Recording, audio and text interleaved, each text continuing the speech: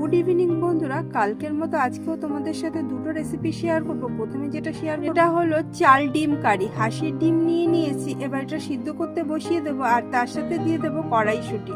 দুটোই সিদ্ধ হতে থাক, নুন দিয়ে দিলাম। এদিকে আলু দেবো, তার জন্য আলুটা কেটে নিয়েছি, এবার জল দিয়ে ধুয়ে নেব। ডিম সিদ্ধ হয়ে গেছে।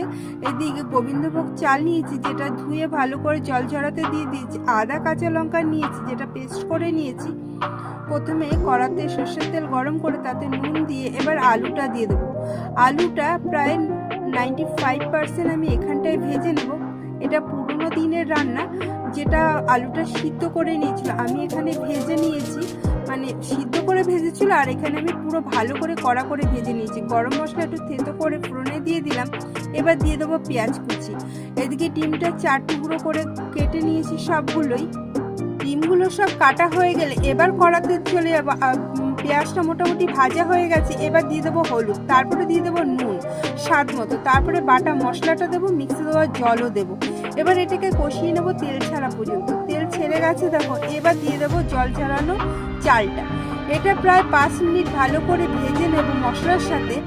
দেখো কালারটা কতটা চেঞ্জ হয়ে গেছে। এবার সিদ্ধ করে রাখা কড়াইশুঁটি আর ভেজে রাখা আলু, এটা দিয়ে আরও 2 থেকে 3 মিনিট ভালো করে কষিয়ে নেওয়ার পরে যে বাটি অনুসারে চাল দিয়েছি তার 1.5 ডবল, মানে 1 বাটি চাল দিলে 1.5 বাটি জল দিয়েছি, মানে 1.5 বাটি চাল আর 2 বাটি জল। এবার 1 ফুট ফুটিয়ে নিয়ে তারপরে 5 থেকে 7 মিনিট লো ফ্লেমে রান্না করে নিয়েছি। এবার জলটা শুকিয়ে গেছে, উপরে স্বাদ মতো চিনি, নুন আর কেটে রাখা ডিম আর ঘি দিয়ে ভালো করে মিশিয়ে নেব। তখন গ্যাসটা বন্ধ করে দেবো। উপর দিয়ে চেরা কাঁচা লঙ্কাও দিয়ে দিয়েছি। এবার ভালো করে মিশিয়ে একদম ঢাকা দিয়ে রেখে দেবো 5 থেকে 7 মিনিট বা আরও বেশি, আমি 15 মিনিট রেখেছিলাম। তারপরে পরিবেশন করলাম। দেখো কতটা ঝুরঝুরে হয়েছে।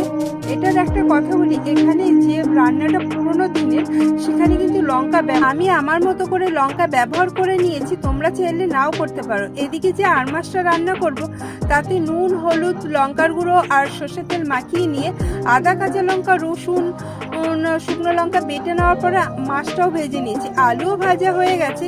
এবার ফোড়নে শুকনো লঙ্কা, গোটা জিরে, গোটা গরম মশলা, তেজপাতা ফোড়ন দিয়ে মশলাটা দিয়ে দেবো। মিক্সি দেওয়া জল দিয়ে ভালো করে কষিয়ে নেব। কাঁচা গন্ধ চলে গেলে দিয়ে দেবো টমেটো।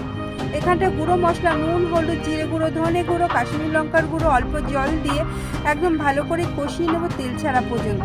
এবার আলুটা দিয়ে আরও ভালো করে কষিয়ে নেব 2 থেকে 3 মিনিট। এবার দিয়ে দেবো জল। ভালো করে মিশিয়ে ঢাকা দিয়ে রান্না করে নেব আলু সিদ্ধ হওয়া পর্যন্ত। আলু সিদ্ধ হয়ে গেলে এবার মাছ